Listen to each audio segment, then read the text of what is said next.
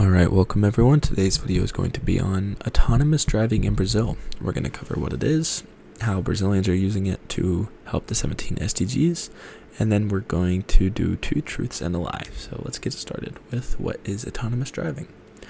Autonomous driving is the technology that enables cars to control themselves independently without the need of humans. Basically, they are self-driving cars. Now, who is using autonomous driving in Brazil?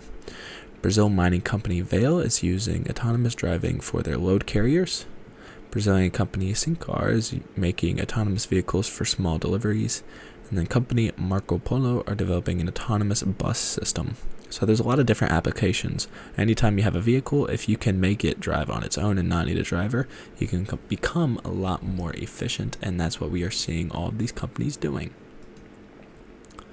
Now, where are autonomous vehicles being used? So some of the locations specifically are the Brucutu mines, the Carajás iron ore complex, the São Luís Ponta de Madeira maritime terminal, the shopping malls listed below.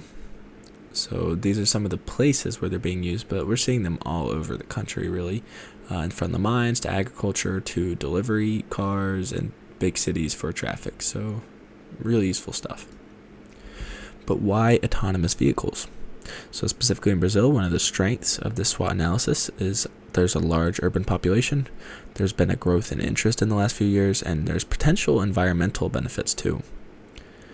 Some of the weaknesses include legal concerns, high costs, public trust. Now some of the opportunities are smart city initiatives and heavy traffic, especially that heavy traffic. This really is a big one because traffic can be so bad in the big cities that if people didn't have to worry about driving all the time, or they could be avoiding them with autonomous vehicles, that'd be a great thing. And then some of the threats include infrastructure, public resistance, and some ethical concerns. Not everyone wants to be driving in a self-driving car. They'd rather be driving themselves. Now, how are autonomous vehicles helping the 17 SDGs? They help with SDG 11, the sustainable cities and communities. Autonomous vehicles help reduce carbon emissions and reduce traffic congestion, making cities more sustainable. This is again because of reducing the traffic and reducing carbon emissions. And then for industry, innovation, and infrastructure, the SDG 9, autonomous driving leads to more efficient city systems and infrastructure. So that's one of the other benefits. Now let's do two truths and a lie. The first option is autonomous trucks are already operating in Brazilian iron ore mines without human drivers on board. And then the second option is fully self-driving taxis are legally operating on public roads in São Paulo and Rio de Janeiro. And then the last option is a Brazilian company has developed autonomous delivery robots that are being used in shopping malls. So let's see if you can figure out which one it is. I'll give you a couple seconds.